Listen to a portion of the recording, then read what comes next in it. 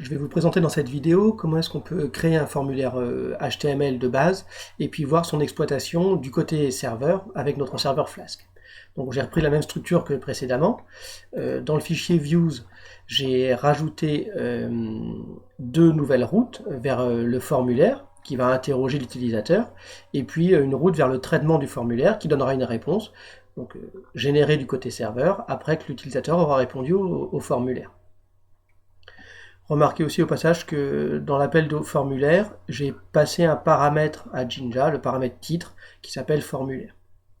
Donc dans le template formulaire qui est créé, on retrouve ici le titre entre les doubles accolades de Jinja. Il y a un lien vers une feuille de style, bon ça c'est pas très important pour l'instant. Ce qui m'intéresse, c'est ici la partie formulaire. Donc l'élément de base quand on veut créer un formulaire en HTML, c'est l'élément forme. Et puis à l'intérieur de cet élément-là, on va avoir en général une série d'éléments input qui permettent de rentrer des valeurs par l'utilisateur. Remarquez qu'à l'intérieur d'un formulaire, on peut avoir des titres niveau H2, on peut avoir des paragraphes, on peut retrouver bien sûr tous les éléments classiques HTML. Je vais détailler un petit peu l'élément input de type texte, qui est peut-être le plus classique, c'est pour l'utilisateur doit rentrer du texte.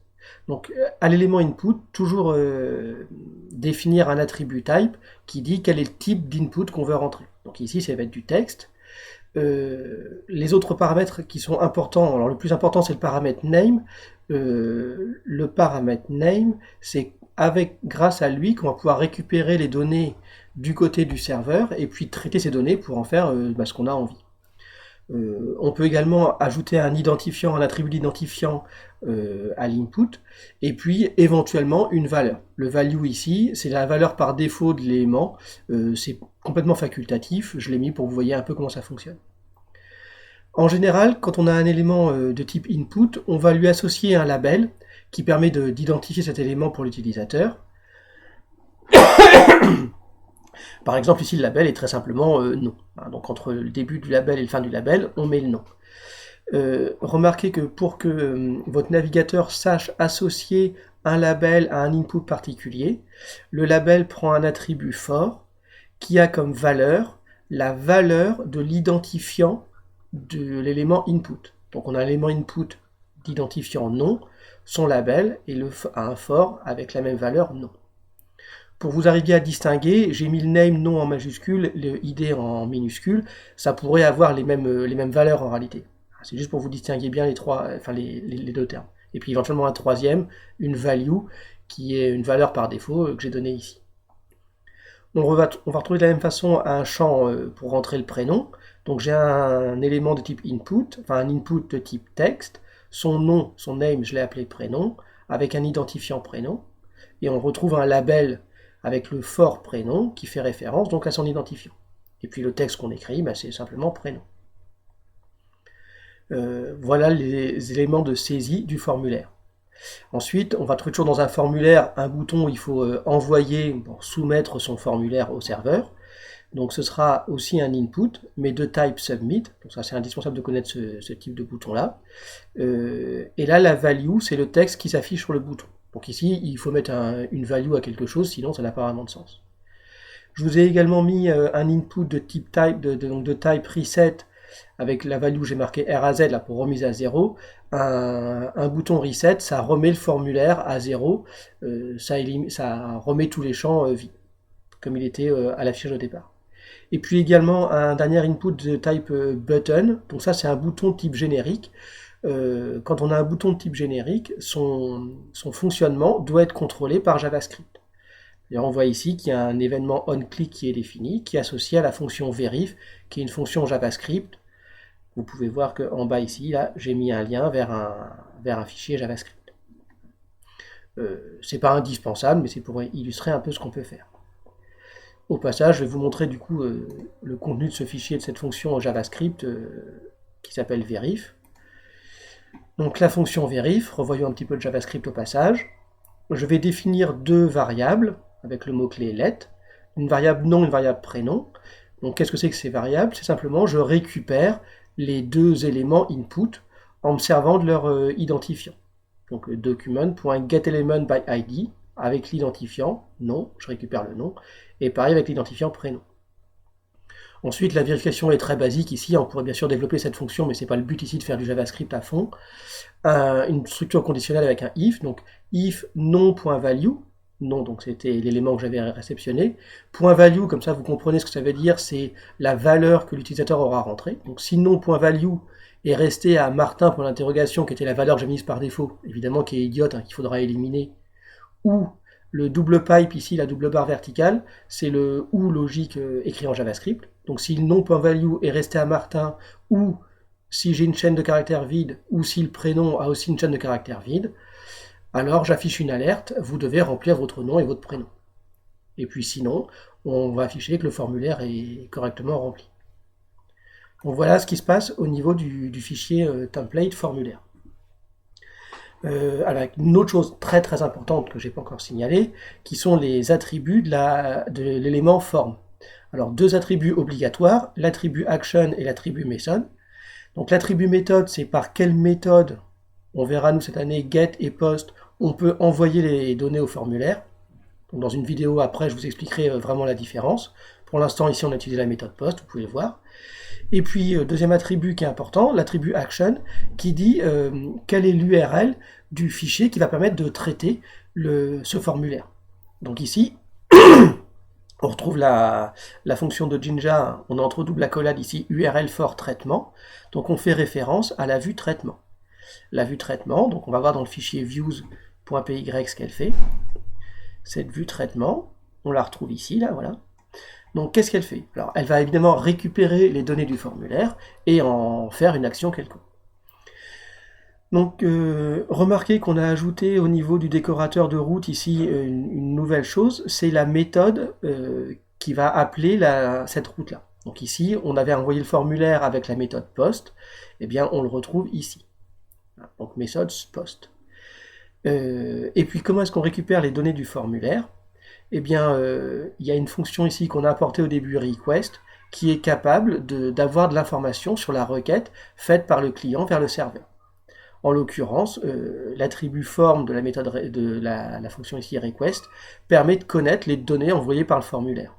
Alors en fait, request.form, ça renvoie un dictionnaire dont les clés sont je vais montrer en formulaire, dont les clés sont les valeurs de name de chacun des éléments ici du formulaire. Donc les clés du dictionnaire request.form, ce sera nom et prénom que j'avais écrit en majuscule. Donc ce dictionnaire ici request.form, je l'ai mis dans une variable Python que j'ai appelée réponse. Et puis pour extraire spécifiquement de ce dictionnaire le nom et le prénom, là c'est encore du Python classique que vous connaissez bien, hein. Le nom, enfin j'appelais juste n la variable, ça va être réponse de nom. Alors, on voit comment accéder à la valeur à partir d'une clé de dictionnaire. Et puis pareil pour le prénom. Ce nom et ce prénom que j'ai récupéré du dictionnaire, je vais les envoyer à un template qui s'appelle traitement.html. En lui passant les paramètres, alors je les aurai appelés nom et prénom pour le template, donc la valeur de n et de p, pour afficher un résultat qui correspond à ce traitement. Donc on va aller voir le fichier template traitement.html. Ce fichier-là, tout simplement, qu'est-ce qu'il fait? Alors, il y a un titre, hein, j'en connais un peu plus sur toi désormais, tu t'appelles, on a récupéré entre accolades les deux paramètres qu'on avait passés, prénom et nom. Donc on peut voir en action à quoi correspond tout ce site qu'on a développé. Donc, on va démarrer le serveur Flask. On va aller dans le navigateur localhost 2.5000 à partir du fichier index.html. Donc il y a un peu de mise en forme parce que les fichiers sont liés à un fichier CSS. Donc on peut accéder au formulaire avec la méthode post. Là encore, il y a un peu de mise en forme. Évidemment, c'est le CSS qui permet de mettre en forme le formulaire, mais comme n'importe quel élément HTML qu'on voudrait mettre en forme. Donc vous retrouvez ici pour le label nom, avec la valeur par défaut pour l'élément input. Donc je vais mettre Jaillet puisque c'est moi. Prénom, voilà, on va mettre une majuscule quand même. On peut vérifier que j'ai bien rempli le formulaire. Le formulaire est OK. Je vous remontre, si on ne met pas de prénom par exemple, vérifier, il y a un champ vide, vous devez remplir le nom et le prénom. Donc là, il faut que Il faut remplir ça pour que ce soit valide. Je vous montre aussi encore le bouton RAZ, c'était le bouton de remise à 0. Ça reprend le formulaire tel qu'il était défini par défaut. Donc je retrouve Martin, je vais dire Henri, vérifier le formulaire. Alors là, il y a un problème, c'est qu'on a gardé Martin par défaut. Donc, juste si j'enlève le point d'exclamation, ça devrait marcher. Et je vérifie, le formulaire, ok. Si on veut envoyer le formulaire, alors je ne le fais pas tout de suite, je vous remontre une fois le code source pendant que je suis dessus, avant de l'envoyer. Vous retrouvez le form action, on va appeler un Jinja traduit ça par traitement.html avec la méthode post. Et donc le bouton reset, c'était le bouton RAZ qui remettait tout à 0, vous avez vu comment il fonctionnait. Le bouton de type button, enfin le input de type button, vous avez vu qu'il faisait bien appel à la fonction verif de JavaScript. Maintenant, je vais cliquer sur envoyer, qui est de type submit, qui va envoyer le formulaire à traitement.html. Donc, on fait envoyer. Et voilà, Jinja, le serveur Flask associé à Jinja renvoie cette page HTML. Tu t'appelles Henri Martin, puisqu'on a récupéré les deux paramètres avec leur nom Henri Martin. Là, dans le code source, je vois directement ça. Tu t'appelles Henri Martin. Je ne peux pas voir entre double accolade nom et prénom, bien évidemment. Remarquez bien qu'il y a un serveur, un traitement qui est fait du côté serveur, et puis une demande de formulaire qui était faite du côté de la machine cliente. On ne pourrait pas avoir ça directement du côté du client. Je peux vous montrer ce qui pourrait se passer. Par exemple, il faut que j'aille le récupérer. Si j'ouvrais directement, là je ne vais pas passer à travers le serveur, directement en local, si j'ouvre le fichier traitement.html, je double-clique dessus, voilà ce que ça affiche. Tu t'appelles, prénom, nom. Vous voyez qu'il n'y a plus, par rapport à cette page-là, il n'y a pas la mise en forme, il n'y a pas Henri Martin, évidemment. Si je regarde le code source de la page, tu t'appelles, prénom, Ronan, donc on voit bien le problème. D'accord ? Donc c'est parce qu'on est passé par le serveur Flask qu'on a une réponse qui est correcte. Donc vous avez maintenant ici la base pour pouvoir traiter un formulaire à travers un serveur. Ici, le traitement est fait en Python. Le serveur Flask, tout fonctionne en Python. Beaucoup de traitements sur les sites que vous pouvez rencontrer sont faits avec le langage PHP. Bien comprendre qu'il y a un langage du côté serveur pour traiter des données, et puis des choses qui peuvent être faites du côté du client. Le formulaire, c'est sur la machine cliente qu'on le remplit. S'il y a du code JavaScript, c'est traité du côté machine cliente, mais le traitement vraiment du formulaire par la suite, c'est fait du côté serveur. Et ici, en Python, c'est le langage qu'on connaît bien.